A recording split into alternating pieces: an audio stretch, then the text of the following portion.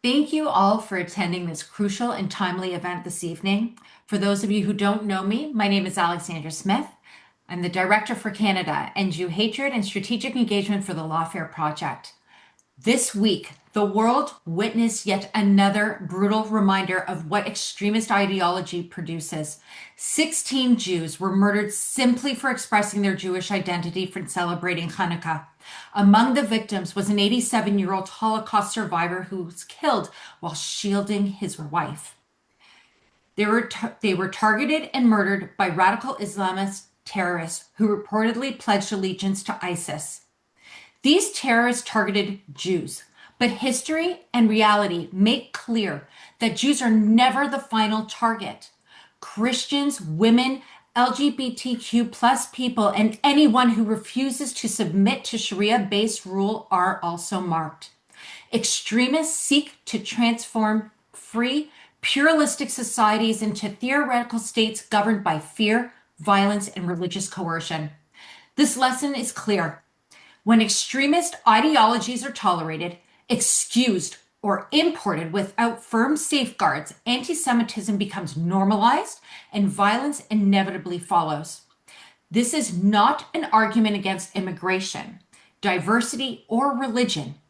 It is an argument for moral clarity, lawful enforcement, and an uncompromising stance against terrorism and extremism. Countering extremism in Canada is a deeply personal concern of mine, having been born and raised here. A country where the protection of individual rights and freedoms enshrined in the Canadian Charter of Rights and Freedoms. A land where equality before the law, freedom of expression, freedom of religion, and protection from discrimination are meant to be central to our national identity, or at least they used to be. The reality is that over several decades, a radical ideological movement has taken root in Canada and is fundamentally incompatible with Western democratic values.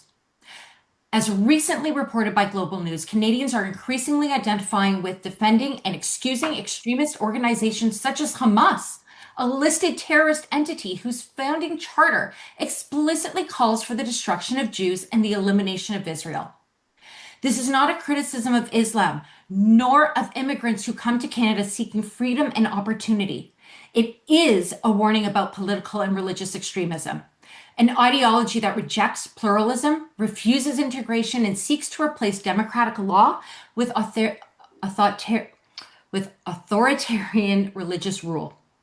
Whether this ideology has taken hold globally, it has resulted in persecution of Jews, Christians, LGBTQ plus people, women, and anyone who does not conform. Consequences are no longer abstract. Anti-Semitism in Canada has surged to unprecedented levels.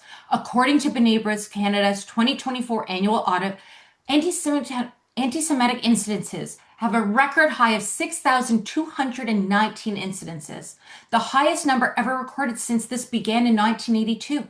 That represents a staggering 124% increase compared with 2022. That is an average of nearly 17 anti-Semitic incidences every single day. How a society responds to extremism says a lot about who it is and who it intends to be. Tonight is an opportunity to examine these issues honestly and thoughtfully. And I am honored to be joined by these panelists who will help ground this conversation in facts, experience, and principle.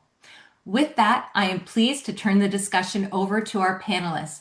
Joining me this evening is our phenomenal founder, Brooke Goldstein, Canadian-born, Miami-based human rights attorney, award-winning filmmaker, and author and founder of the executive director of the Lawfare Project, a global legal organization that defends civil rights of the Jewish people through strategic litigation, pro bono services, and network more than over 800 lawyers. She is also the founder of End Jew Hatred, a grassroots movement dedicated to confronting and eliminating Jew hatred through education and direct action. Goldstein directed the documentary The Making of a Martyr on the recruitment of Palestinian children in suicide attacks and is frequently a media commentator and sought-after speaker who addresses universities and government officials worldwide. Also joining is my brilliant colleague, Senior Counsel for the Lawfare Project and political strategist, Gerard Felitti, who has extensive experience in counterterrorism and national security law, including the legal framework used to confront extremist organizations and their networks. Gerard is widely respected for his principled defense of democratic values, the rule of law, and the protection of vulnerable communities in the face of rising extremism. Our next panelist, she needs no introduction, Melissa Lantsman, is a member of Parliament for Thornhill and serves as the deputy leader of the Conservative Party of Canada. A lifelong community advocate, she brings deep expertise in Canadian public policy, governance, and enforcement. Melissa has held her senior roles in government, political strategy, and communications and is widely recognized for her principled leadership, commitment to public safety, and strong voice against anti-Semitism and extremism. She is dedicated to delivering results for Canadians and to ensuring that communities like Thornhill remain safe, inclusive, and resilient. My friend, Imam Taidi, widely known as the Imam of Peace, is an Iranian-born Australian Muslim scholar who is internationally recognized for his advocacy of a reformed interpretation of Islam emphasizes peace, coexistence, and the rejection of religious extremism. He has dedicated his life to confronting radical ideology, countering Islamist extremism, and promoting interfaith understanding, human rights, and democratic values. He currently serves as the governing member of the Global Imam Council and is a frequent speaker, media commentator, and advisor on issues related to extremism, counter-radicalization, and religious reform. Also, we will be hearing from Trends. They are a renowned research based in the UAE, known for their strong stance against Islamist threat and extremism. They are globally respected and recognized leaders in doing the crucial work that we will be hearing from later on. They have sent us a very special message to share with all of you tonight. But first, our founder, Brooke Goldstein. Thank you so much, Alex. What an honor it is to be here with Melissa and with Imam Tawhidi and with you and Gerard. I'll just say that we all know what the problem is. What happened in Australia can happen in Canada. It's actually happening everywhere right now. And while we see these targeted acts of violence on the surface and these pro-Palestinian / pro-Hamas protests, we need to understand that radical Islamist ideology has infiltrated Canada at the highest levels, especially when it comes to terror financing. And I don't think we should ignore that because we've had a lot of new intelligence really underscore the serious threat that it poses. And I'll just mention two examples, which I think are shocking. Our sources say roughly 450 people who are directly linked to Hamas, the designated terrorist group, have ties to Canada, ranging from low-level facilitators to senior leadership. And at the top of the list is 63-year-old dual Canadian-Lebanese citizen known as Usama Ali, or as he calls himself, Radwan or Rizwan. According to U.S. sanctions, Ali has used multiple Canadian passports and he ran Hamas's investment network. He amassed an estimated of 500 million US dollars through construction and real estate companies with Canadian ties. These businesses, they disguised the Hamas control, they funded terrorism, and they allowed the senior leadership of the Hamas terrorist group to live in luxury while they use their own Gazan civilians as human shields. Now, we also have seized cryptocurrencies, wallets linked to Hamas-run money exchanges in Gaza, linked to a man in Winnipeg. And so we know that Hamas is moving millions of dollars through Canada to Hamas and also to Palestinian Islamic Jihad. They are deliberately using Western passports, Canadian charities, businesses, financial intermediaries to move money and to move people across borders.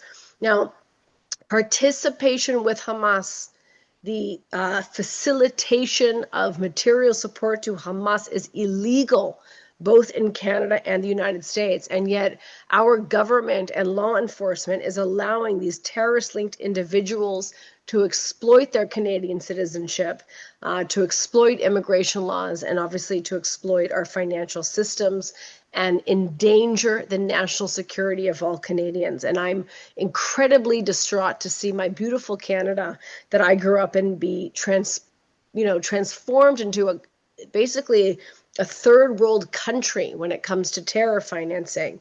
The ideology of Hamas, the ideology of Islamism is not compatible with our way of life, and it is not Islamophobic to say that. Radical Islam is a real threat to our democracy. We don't have a problem with rising anti-Semitism in the West. We have a problem with rising radicalization and terror financing. And the entire focus on Israel and framing this as though it's an issue just of anti-Semitism is one of the greatest diversion tactics that we've seen. And so that's why we at the Lawfare Project recently launched an investigation into Canadian charities who are directly funding extremist or terrorist-linked organizations overseas, potentially violating Canadian law. That is why we are launching our Jewish Civil Rights Litigation Initiative in Canada.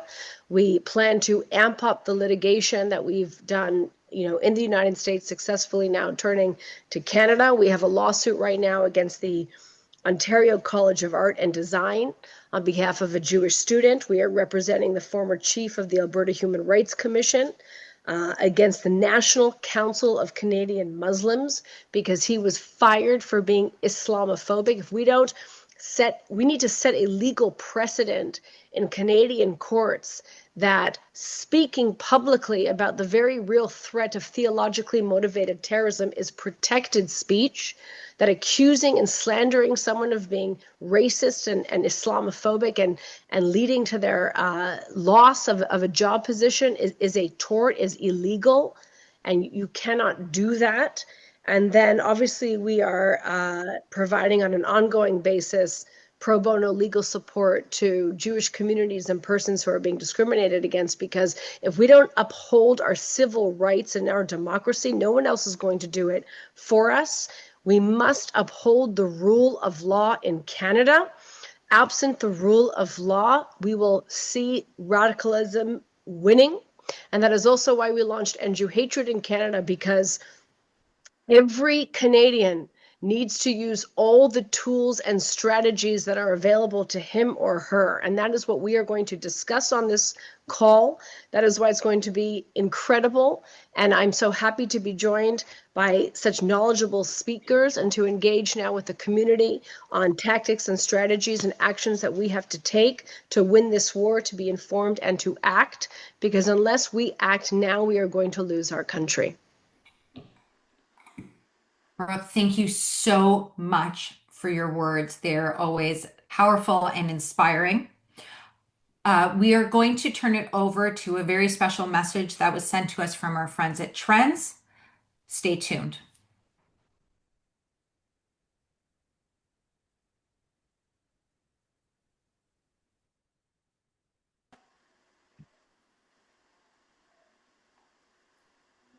I don't hear any audio.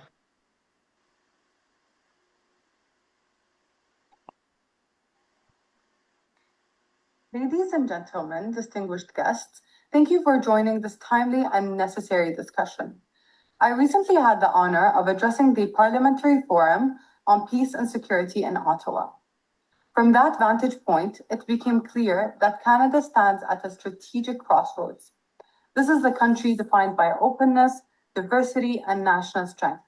But precisely because of these strengths, Canada has become a prime target for one of the most insidious extremist networks operating today, the Muslim Brotherhood and the wider ecosystem of Islamist movements it inspires and coordinates. The Brotherhood is not merely a religious group, it is a global political machinery built on the ideology of Islamist supremacy, the erosion of Canadian institutions, and the long-term goal of social and political domination. Its public language is gentle, its private ambitions are not. The Brotherhood promotes moderation in front of cameras while cultivating radicalization behind closed doors. This duality is not accidental, it is strategic. Around the world, Brotherhood-linked entities have manipulated civil society, infiltrated political discourse, and weaponized identity politics to silence critics and shield themselves from scrutiny. Their ideological fingerprints are found on every modern jihadist movement, from Al-Qaeda to ISIS. The ideology remains the same, only the branding changes. Canada can't afford to underestimate this threat. In my discussions with members of parliament, security experts, one message was unmistakable. The Islamist threat is growing in Canada. It's growing more sophisticated, more organized, more deeply entrenched. If neglected, Canada risks becoming the backdoor for extremists evading designation in other countries. This webinar must serve as a call for coordinated, courageous action. Canada must develop a clear national framework to confront Islamist extremism, cut off the networks that empower the Brotherhood, and strengthen the resilience of communities who are often the first victims of their influence. To the Canadian public, activists, scholars, and community leaders here today, your engagement matters, your voice matters. The security of this nation depends not only on government action, but on informed citizens who refuse to be intimidated or misled. And together, you can ensure that Canada remains a beacon of peace, stability, and strength in an uncertain world.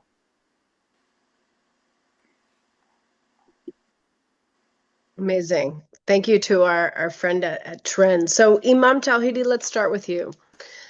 As an Australian citizen, can you talk to us about what you think we need to understand the massacre at Bondi Beach, what led to it, what are the signs that were missed, and what lessons can we now learn from what happened? Firstly, I want to thank you very much for this opportunity. And secondly, say I'm honored to be part of such a distinguished panel. We'll get right into it. The problem was leadership from the very start. The top Muslim cleric in Australia is the first person I drew attention to after the attack in Bondi Beach, because he cannot be ignored in this situation.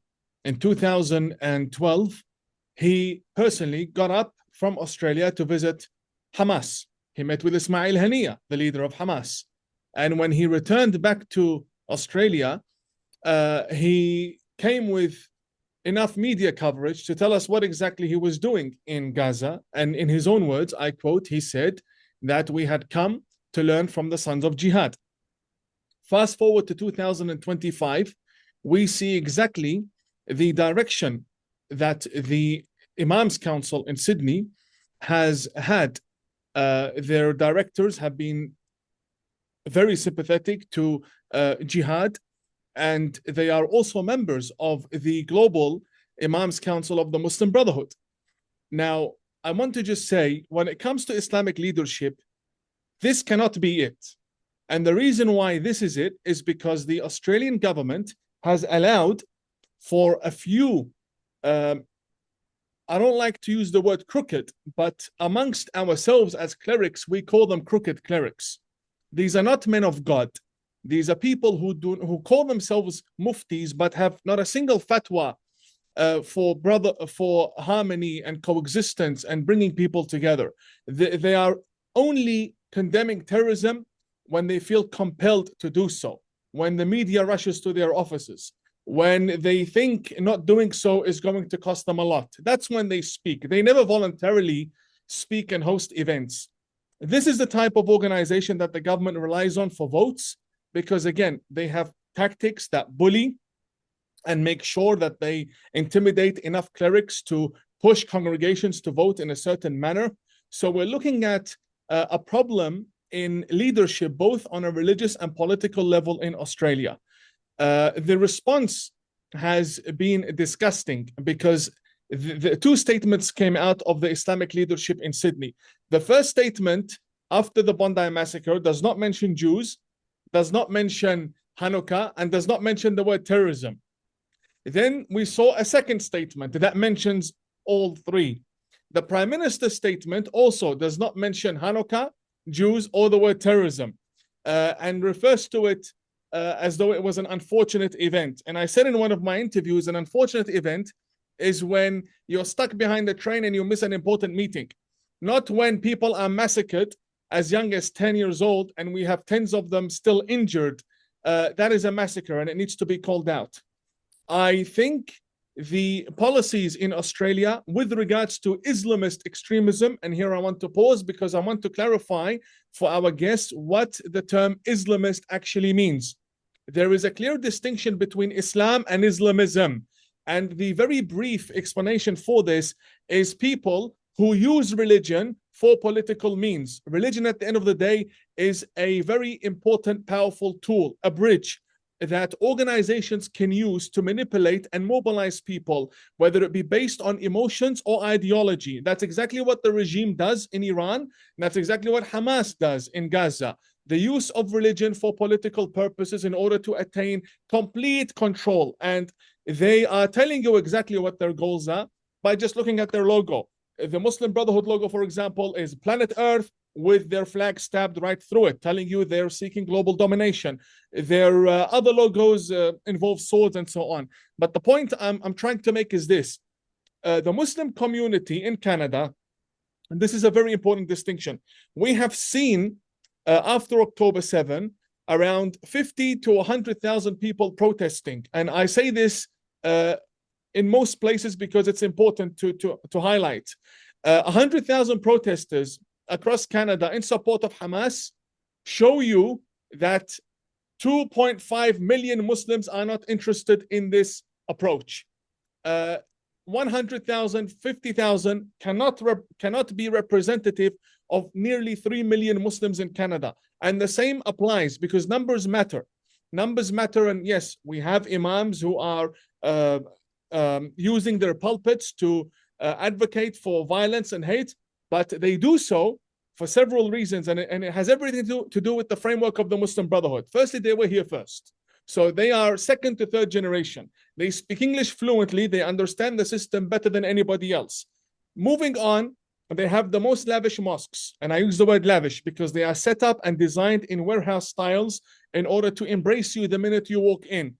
Secondly, they have the majority of important organizations. They have a lot of organizations that are basically just logos. So members of one particular organization each individual will go and make 2-3 different organizations, and then all of them sign together on a statement and demonstrate power and numbers and so on.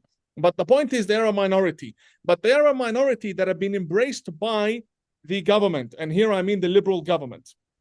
So they are parties to discussions in Ottawa, parties to negotiations. You'll find them on the table, not only dictating, but bullying. They will go and bully ministers.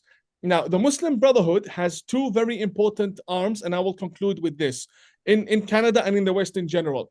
First is the political arm, and I would call them the political wing, or the political narrative that they live upon. And then you have the social one. The political one is Palestine. Everything is Palestine. If they want to infiltrate an education system, they'll come to you with something like the anti-Palestinian racism. It's about Palestine. They can't do anything in Ottawa without tying it to Palestine. If they want to involve, for example, issues to do with immigration, bringing people from abroad into Canada, then it's about Palestinian immigrants. It can't be about Canada. Everything has to be about Palestine. That's the first issue.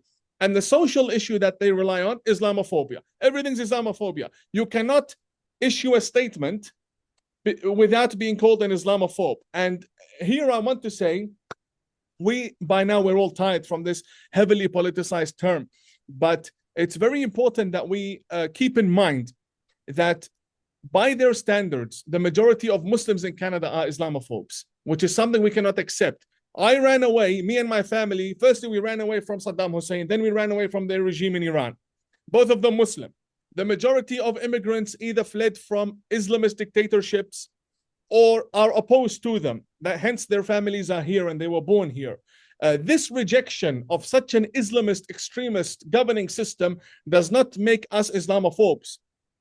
not only should we not forget to mention that the term Islamophobia means an irrational fear.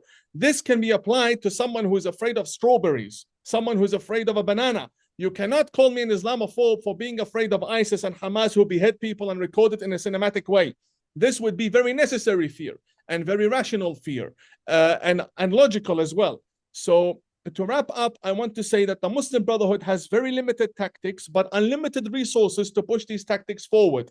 The Palestinian cause has been hijacked, and we see today the Palestinians living in horrible conditions in camps that are flooded by the rain and winter conditions there. The reason being their donations were stolen by the Muslim Brotherhood. The UAE's humanitarian support can be seen in the form of hospitals and clinics and so on. So the Palestinian cause and then Islamophobia. And comes with that all of the institutional structures and the representatives in government and so on. So the Muslim Brotherhood is not only 100 years old, they think in 100-year terms. This is something we cannot ignore. They think 100 years every term. So the problems we're facing today, they were planned for 100 years ago. Our politicians, with all due respect to the good ones, think in 4-year terms. And it's normal to think in 4-year terms because that is the election cycle. What can you get done? You have 4 years. The Muslim Brotherhood is not limited to 4 years or 10 years. And also they're very diverse, which means they could be an Asian arm of the Muslim Brotherhood, an Arab arm, an African arm, and they will work on priorities however they like. Some of them will not clash with the government. Some of them will. They're pragmatic to a certain extent. Thank you very much for this opening. Well, thank you, Imam, for all of your strong words of truth. You're right, the problem is Islamic leadership, but it's also the capitulation on behalf of not just our government, but law enforcement and the cultural capitulation. So, Ms. Lanceman, can you tell us as well, like, what is going on from the government perspective now in Canada? And what can we do as citizens to help or to pressure? If you were to, give us one call of action today, one thing to do, what is that? So first off, thank you so much for having me. And it's Melissa. I'm the easiest politician in the country to reach. So if you're in Canada, feel free. I've been vocal on these matters for as long as I've been elected, and I'll be vocal for as long as the good people of Thornhill will have me. But I think first and foremost, looking at some of the gaps, the challenges, whatever you want to call it, the cuckoo bananas, frankly, ideology of our government and its reluctance to even confront ideology for a fear of controversy, or for a fear of being canceled, or for a fear of losing a very important part of the electorate, because this is all based on electoral politics and caving to radical ideology that has infiltrated every one of our institutions. Secondly, we have an inconsistent enforcement of the existing laws that we have. And there are lots of politicians that go to Ottawa and say, we need more laws. We need this and we need that on the books. And the truth is in Canada, we have very, very clearly defined hate laws. We could probably use some tightening around some of the laws on terrorism, but we have a very big problem with enforcement in this country. And as you see, it isn't enforced almost anywhere. For the better part of 2.5 years, you've seen overt protest, genocidal calls on the streets of all of our cities, our major cities, and even our small towns against fellow citizens, and absolutely nothing happens. We have limited coordination between levels of government, federal, provincial, municipal. We have politicians that have spent in our biggest cities, who have spent the better part of their lives marching against the police rather than standing behind them and expecting them to do their jobs and enforce the law. And then we have insufficient support for the moderate and reform-minded voices in various communities, like the Imam speaks about. And what an effective response looks like, well, it's the exact opposite of what we're doing here, because currently we have a federal government that says one thing to one group of people, an entirely different thing to another group of people, and there's a whole lot of thoughts and prayers. And then there are very clear things within the law that we can do, and I've spoken a lot about them and happy to chat about them on the call. But First and foremost, it has to be clarity. It has to be calling extremism what it is, without euphemisms and without apology. And right now, we don't have that clear leadership from the top. We don't have the leadership in any level of government that is willing to stand at a podium and say, this is not acceptable. There is minority communities in this country. And I don't only talk about the Jewish community, but there are minorities in this country who cannot live and practice their faith. We have, before you talked about the obvious issues around those connected to Hamas, we've had the IRGC raising money, organizing, recruiting here for a decade. And longer probably than that. We have 700 agents that we know about, and a government that took 6 years to put them on a list, and then since that time has done nothing to counter the threat. So there needs to be prevention as well, investing in early intervention, counter radicalization programs. We see this happening, and it happens in our schools. It happens in our universities. It happens on college campuses. It happens within our institutions. Like I said, enforcement using the existing criminal code and our national security tools consistently and at all, frankly, to put an end to this. It's going to take partnership from the government to work with communities and not around them, because that's exactly what's happening too. I think the wrong voices, people have been protecting the wrong people for far too long. And then I think it happens in our institutions, on education, on strengthening civil liberties. I will end with this. When you believe that Canada, that its borders, that its history no longer means anything, when you have citizenship ceremonies on Zoom, when you do things like change national anthems and cancel our historical past in an effort to erase it, you do something very fundamental to our identity. And if our identity is not rooted in democracy, in freedom, in the rule of law, in everything that this country sort of fought for, and this country gave people like my parents who came here and adhered to Canadian values, then you stand for nothing at all, and you start to get infiltrated in every one of your institutions that used to stand on its history. And fundamentally, I think that's the biggest thing you can do. Identify the threats, push back against the intimidation, and defend pluralism and democratic Western norms that I think we have let fall by the wayside. That's the short answer, but if you give a politician a microphone, I can speak for a long time on this one. Well, unfortunately, we only have you for another half hour, but I wanted to turn it over. Thank you, Melissa, for that. But based on what you said, just to turn it over, Gerard, it seems like this cultural capitulation, like Melissa said, is based on fear, and it's all about the election. It's all about votes. And, as a minority community, as a tiny, small minority community, can you talk about what we can do in terms of allyship with Christians, with Hindus, with other groups? How do we force our electeds to respond? How do we force, as a civil society, law enforcement to do the right thing? What is the role then of everyone on this call in terms of grassroots mobilization and how they can get active?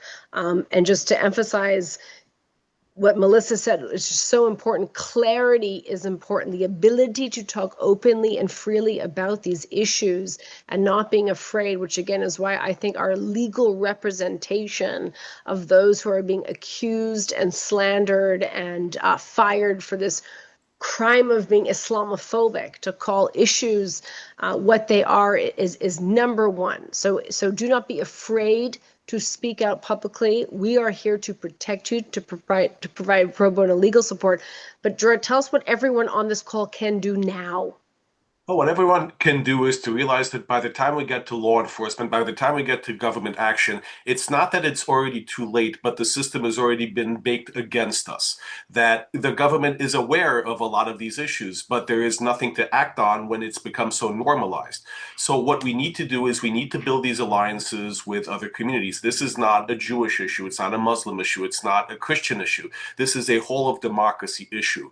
Radicalization is dangerous precisely because it's using our norms and our values against us. It's that permissiveness where people come in and say, I want to be heard. I have this idea that I want to share. And they are given that microphone, but then they don't give it back. They don't yield it back. They want to yell and say that now they are entitled to give the predominant view. And that's how it starts. We have, radicalization usually starts as a story of repression or oppression, of victimization, of victimhood.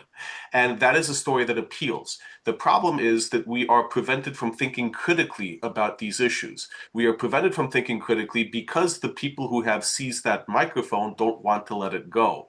So what we need to do is we need to be cognizant that when we are hearing these narratives, there is something else at play. When we are hearing a narrative that's not bound by a specific request for help, but rather by we need to change society, that is how radicalization starts. That is the message that we're hearing. And we need to be attuned to that and point it out because we still have this ability to speak. In Canada, it's not the same constitutionally protected First Amendment as in the United States, but there is freedom of speech that's strong and protected by law. And that is precisely the issue. We cannot be silenced. We cannot turn in fear when we are threatened with litigation or censure or blocked or otherwise canceled in society for speaking the truth. And the truth is that whatever our faith is, whatever our background is, whatever our ethnicity is, in Canada, we have shared values, shared democratic values, ones that we want to employ to raise up society as a whole, not to turn people against each other. And when we see this language, this demagoguery coming that is specifically looking for one group of people to benefit at the expense of another, that's when we have to turn to one another and say, wait a second, this isn't right. So it doesn't matter that you're Jewish or Christian, you are Muslim, you are Buddhist, you are Hindu. You are looking at the people who are engaged in this radical speech and these radical actions and saying those are not representative of our values. So what do we specifically do? We go into school boards to have these meetings with school board administrators to point out that these views are not reflective of our values, to point out to teachers and educators, remind them of what our values are, remind them that the plurality and inclusion that we value is not what is on display from these groups. We have to let our elected officials know, but not make it in a term that's polite. We have to be in their faces about what's going on. Because if you're politely waving your hand and asking to be heard, you will not be heard. The voices, we've seen this. We have to be loud in asserting our rights and our identity as well. Because if you are an elected official and you're going into your office and you see someone standing there meekly waiting to be let in, you have other things to do. But if someone is out there with a sign, an eye-catching sign that says we need our values upheld, that have a message on it, whether it's end Jew hatred or end radicalization or whatever it is, that gets the attention. So we need to be loud and visible about our messaging. But the most important thing is we need to have these conversations with our friends. We don't, the beauty of Canada, the beauty of any democratic society is we do not live in isolated communities. Whether it's at work or at school or on the streets, we interact with other people. And having those conversations, that pulse check of what's going on in the country and what these ideas are sharing and how these are not our ideas, this is how we form those connections, those bonds, those relationships with other people, so that when we have this messaging, when we go to the school board, when we go to the office of an elected official, when we go to town hall for a village meeting, we're not alone at the podium. We have the support of everyone we have met and talked to. Thank you, Drew. I'm going to go to you now, Imam. But just to summarize, so legal pushback, which I keep mentioning and I will keep mentioning, is extremely important.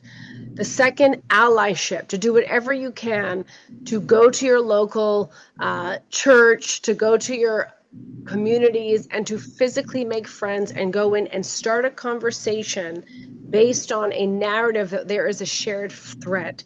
It's not a pro-Israel advocacy narrative. You know, a mom in Alberta, why should she care about a foreign country and what's happening there? But if she realizes that what globalize the Intifada means is bring the way they treat young girls in Afghanistan to Alberta, right? Her daughter, who is wearing the same outfit that a woman that we saw in the video marching down the streets, walking down the street of Belgium, surrounded because she's wearing shorts and a t-shirt by Islamists attempting to impose Sharia law against that girl. That can happen here in Canada as well. And that's what we should be worried about. And it just so happens, given its geographical location, that the Jewish state happens to be on the front lines.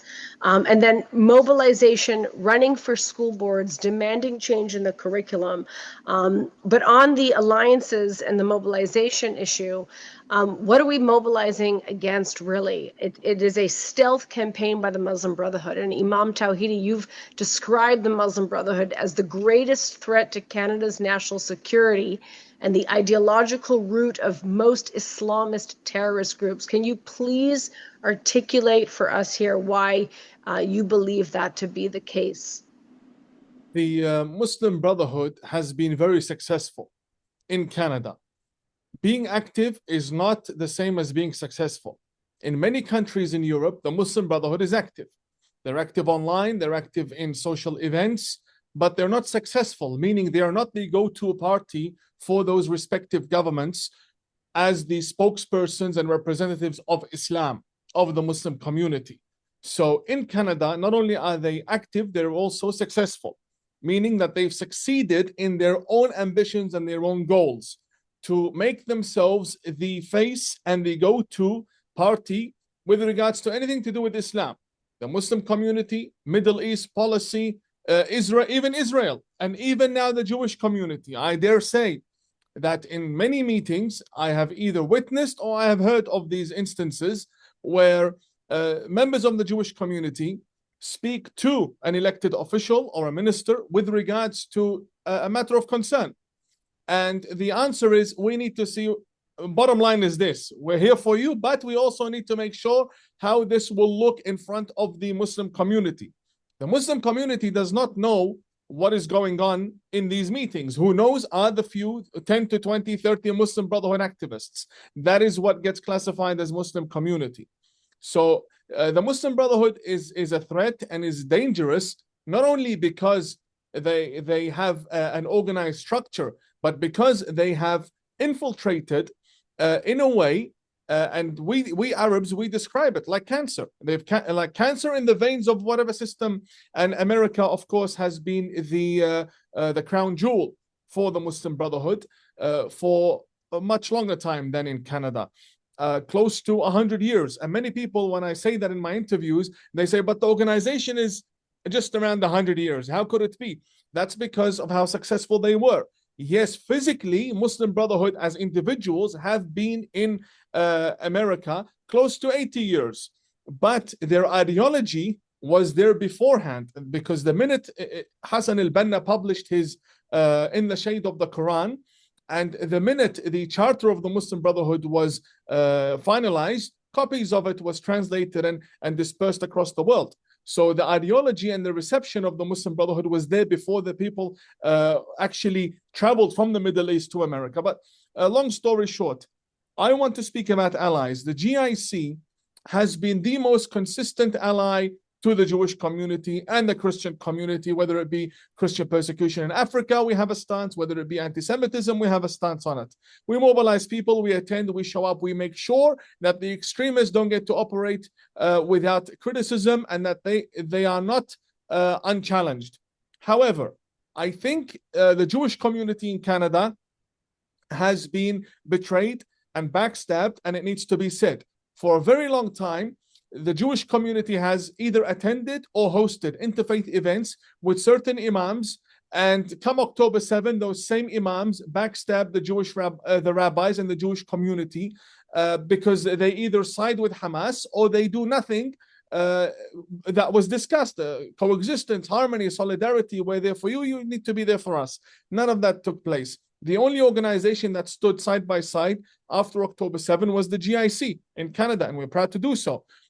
But I think what we need moving forward is a organization that brings together leadership. It does not have to be religious leadership only, but leadership of Muslim and Jewish Canadians together, so that a rabbi can have direct access to an imam, and an imam can have direct access to a rabbi, so that we don't need to go through the unnecessary protocols of taking, which take a lot of time for us to set anything up.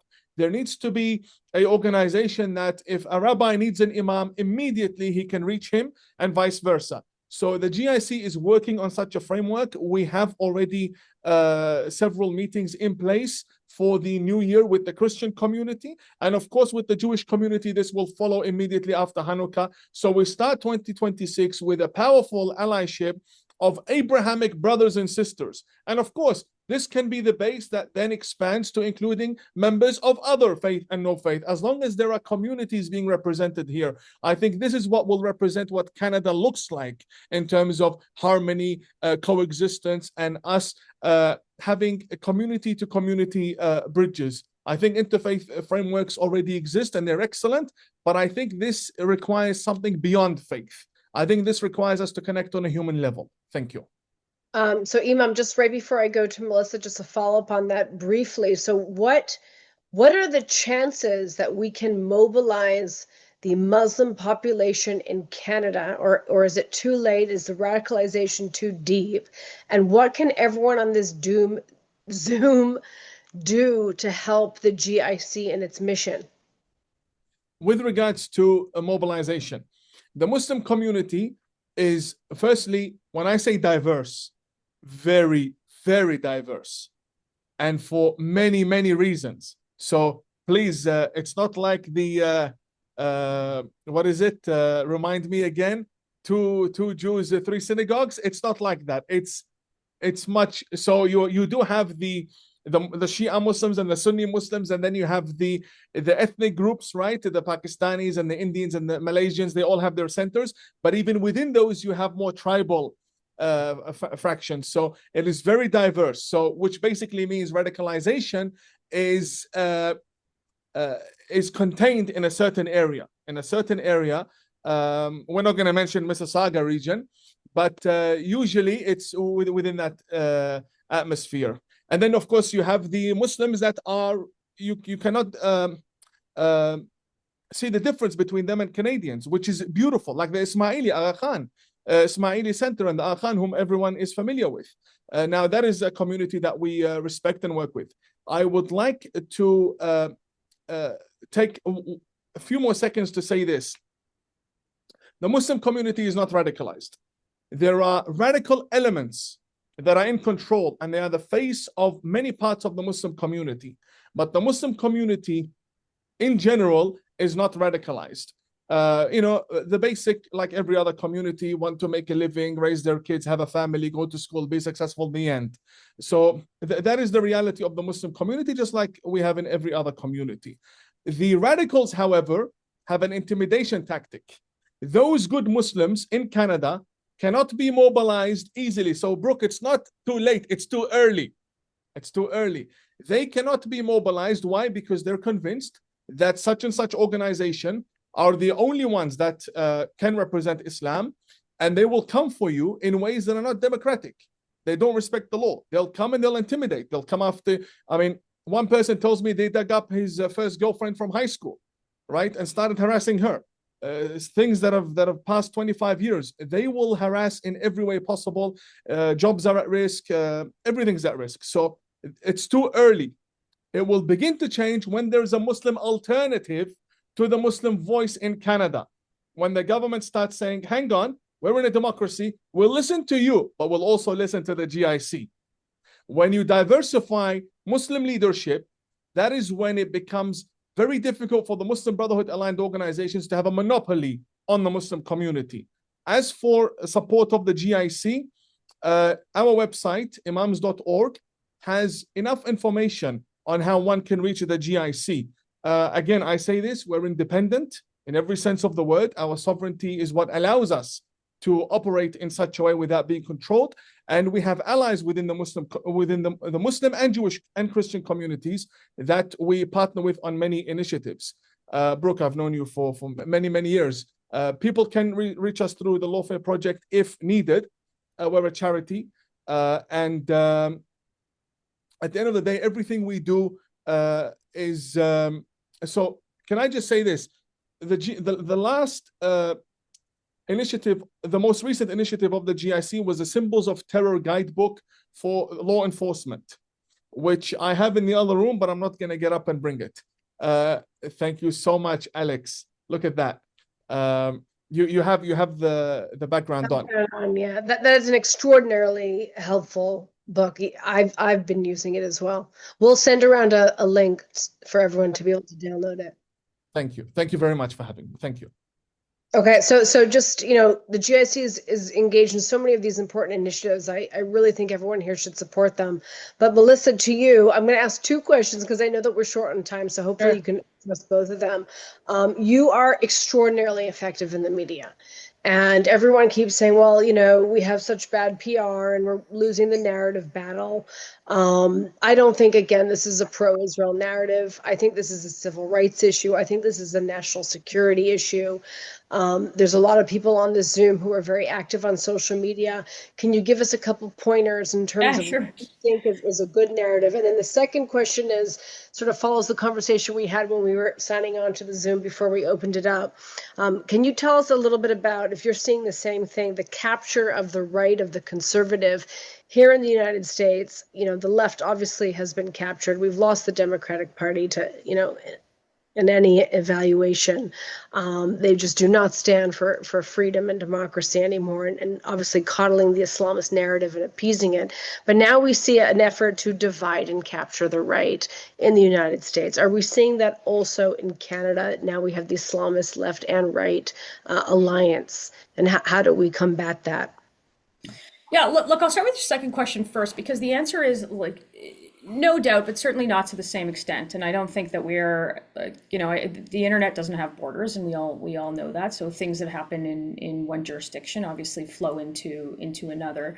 But the big difference, I think, is demography and age and sort of the age brackets. And I think the younger you are, the more susceptible I think you are to the ideological capture of extremism because of where you spend most of your time, which is sort of the online world. And we're seeing that now, I think, in some of the communities that were 100% on board with freedom and democracy and the rule of law and a pro-Israel stance. And I think you see that changing in some of the Christian communities, where younger demographics in those communities are susceptible to the messages that they're hearing. There's no question about that. Now, I have to say that it's far worse on the left. I encounter it every single day, and that has been a long time capture, which October 7th I think brought into the open for such a normalization of the extremism in everyday activities. I often say that I go to work in the watermelon patch of the House of Commons, and it is shocking, the things that are said on the floor that are just untrue. Now, on the question of PR, sort of old life hat back, this is a conversation about what you want the goal of Canada to be. And it always has to be a conversation around a Canada that is free and safe and resilient. And if that's I'm not a politician in any other country. For me, the protection of freedom, democracy, the rule of law in Canada is paramount. And all of these things that are happening in our streets, in the basements of institutions, and sort of right out in the open on university campuses and in labor unions and sort of everywhere in between in police forces is a rejection of those values. We've got to reject that there's a false choice between safety and tolerance. And we've got to be able to have these conversations and understand that they are not divisive, but they are necessary to protect our very values. And I think there is any government who wants to control this conversation, or wants to control a narrative, will say that you can't protect sort of both security and freedom, and somehow going after security and freedom and the rule of law is somehow Islamophobic or racist, or they will divide populations based on that. And that's the thing that you have to consistently reject. And the way to do that is, this is about the protection of Canada. It isn't about Israel, and it isn't about what you feel about a foreign conflict, and it isn't about what you feel on religion. You have to reject the government's every intrusion into shutting down freedom in order for them to get more. And for the community, for those who are on this call who are active,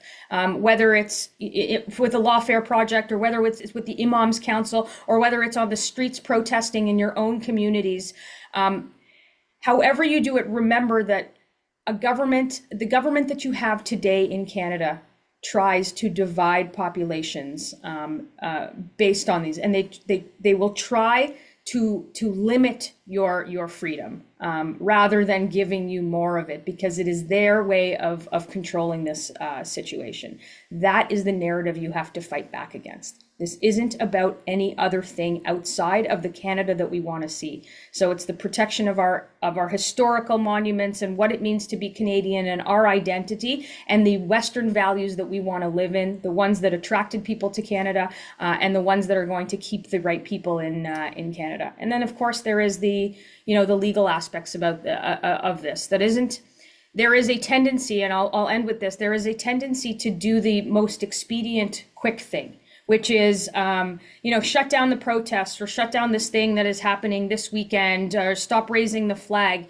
No, there is bigger fish to fry here. And if you're going to be on the advocacy train, I want to see the establishment of a foreign influence registry that we don't have in this country to know what people are doing. I want to see an evaluation of Canada's threat assessment in terms of what happened in Sydney very well could and probably will in a matter of time happen in Canada to some extent, greater or lesser. Remove the red tape that speeds up the security and infrastructure program, so it's not communities paying for their own security, or worse, trying to arm themselves in the fact that because police are not providing the protection. And I want to see a real anti-hate crime task force and a coordinated protection of faith communities with an integrated sort of national security and enforcement teams. None of that stuff is happening. And I think in order to really have this conversation about how to protect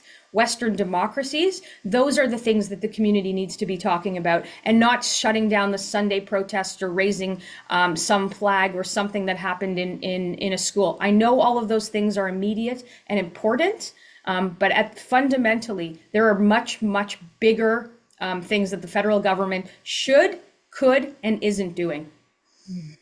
We're all very blessed to have you in office. And I'd say also one of the most important things is to run for office. We need that too. But it's not, it's local municipal elections and school boards and labor boards and city council and councilmen and women. And that's, I think where our big, especially here in the United States, our lobbying groups are missing out. They're focusing on Congress, and we're not focusing on the smaller municipalities. Alex was kind enough to drop the link to the Symbols of Terror book, which is produced by the Global Imams Council. We've also dropped the link to the Lawfare Project if you need legal assistance, and also to the End Hatred Movement website. I'm just going to turn it over really briefly to Gerard. But before I do, I want to mention two things. Number one, we want you to act. Now that you've listened to this webinar, we will continue to do these webinars, and we analyze and speak openly about the problem and discuss the right language to you. The point now is to act. And that is why the End Hatred Movement has set up chapters across Canada and the United States, and we want you to join them.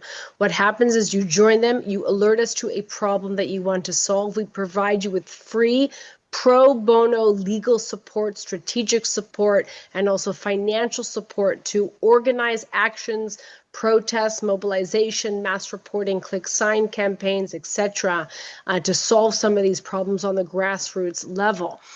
We just launched the End Hatred in Education campaign, focusing on K through 12, both in the United States and Canada.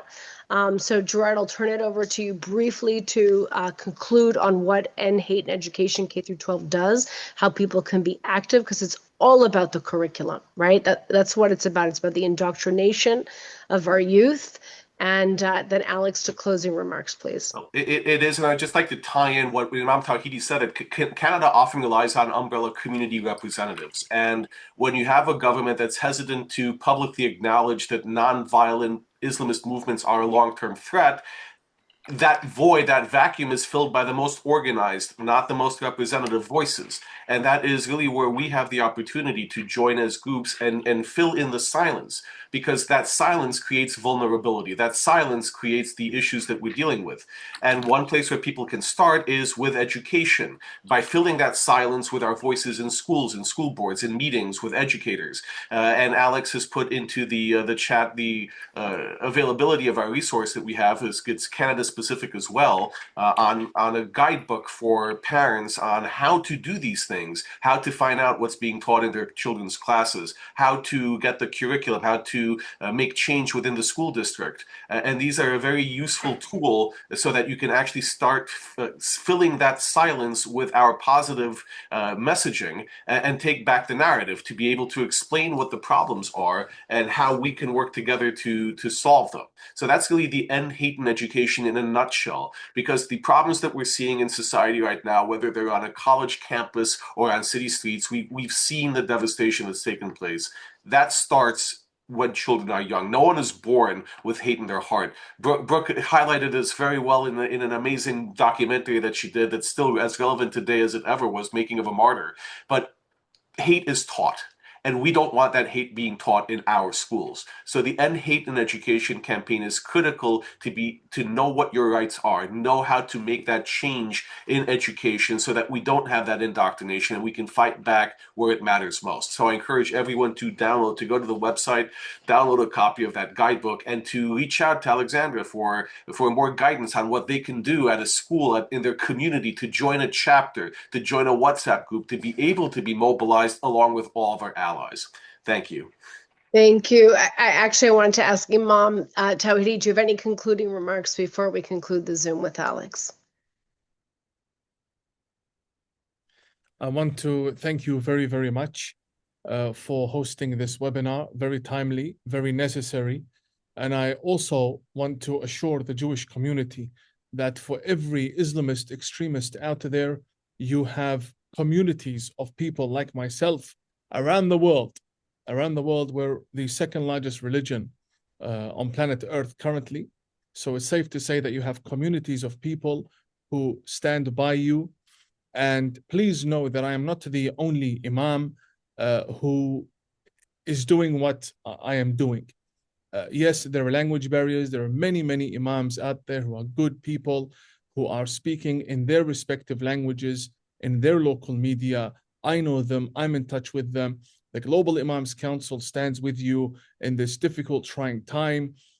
We need more than prayers and more than hope, although we live based on prayers and hopes, or at least I do. But I want to say that 2026 can either be an average year for us and our organizations, or can be a very successful, very productive year.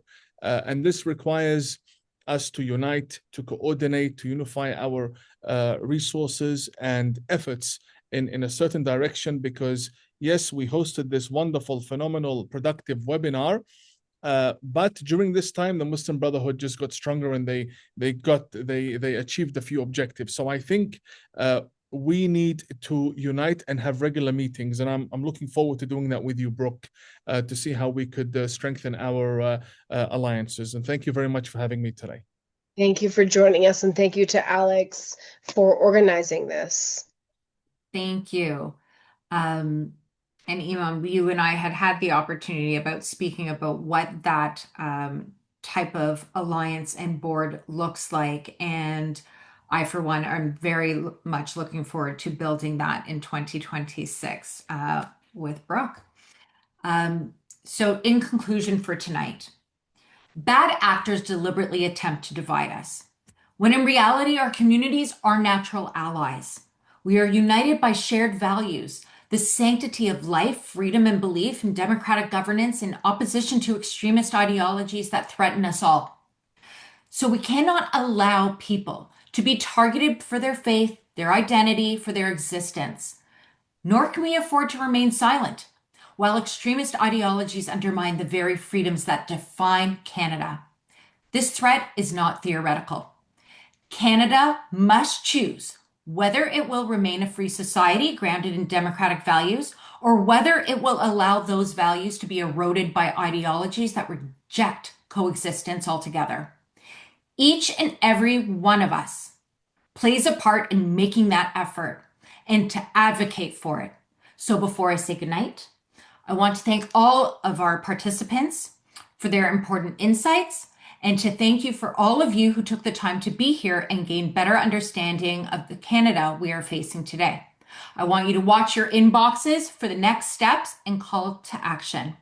Thank you so much and have a good night.